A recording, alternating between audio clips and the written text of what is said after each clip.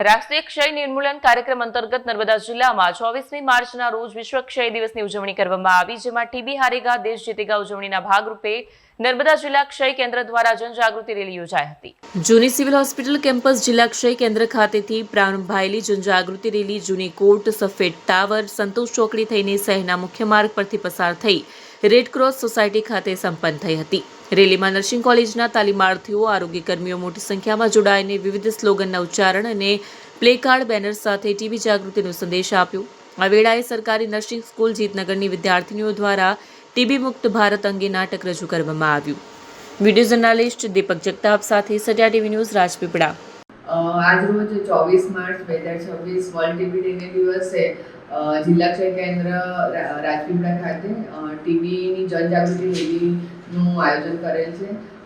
24 March ઈસવીસન 1882માં doctor Robert કોચે માઇકોબેક્ટેરિયમ ટ્યુબરક્યુલોસિસનું સંશોધન કર્યું હતું અને એના ભાગરૂપે અત્યારે આજે 144 વર્ષ થયા કે આપણે આ વર્લ્ડ ટીબી ડે ઉજવી રહ્યા છે.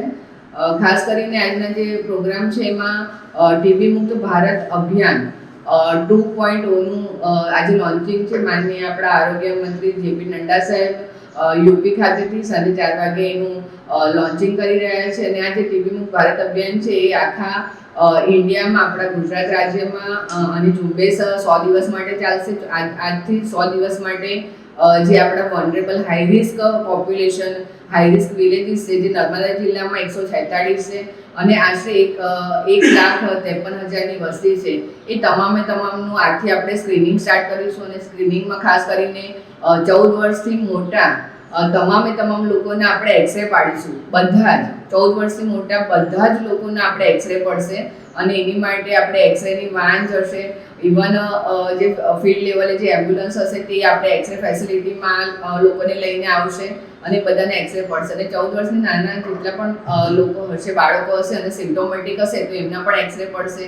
જેને પણ 10 લક્ષણો હશે એ 10 લક્ષણોનું સ્ક્રીનિંગ કરવામાં આવશે. એમાં આરોગ્ય સ્ટાફ, જનરલ હેલ્થ સ્ટાફ ઘરે જઈને આ લોકોનું સ્ક્રીનિંગ કરશે અને જેને પણ લક્ષણો હશે એમનું સ્પુટમ લઈ અને એને ટ્રુનેટ સાઇટ પર મોકલવામાં આવશે અને એ રીતના આ એક આપણે ટીબી મુક્ત ભારત અભિયાનની ઝુંબેશ સ્ટાર્ટ થશે. અને ખાસ કરીને આ વખતની જે થીમ છે, yes we can end TB, led by Bharat and powered by જનભાગીદારી. એટલે આજે જે ટીબી મુક્ત ભારત અભિયાનમાં ખાસ કરીને જનભાગીદારી નોંધાઈ, લોક પ્રતિનિધિ, લોક આગેવાનો, સ્ટુડન્ટો, જય ભારતના સ્ટુડન્ટો, ઇવન લોકો, જન આરોગ્ય સમિતિ, એ તમામ લોકો આમાં ભાગ લે અને એક જન આંદોલનના રૂપે આપણે આ સ્ટાર્ટ કરીએ, એ જ આનો હેતુ છે.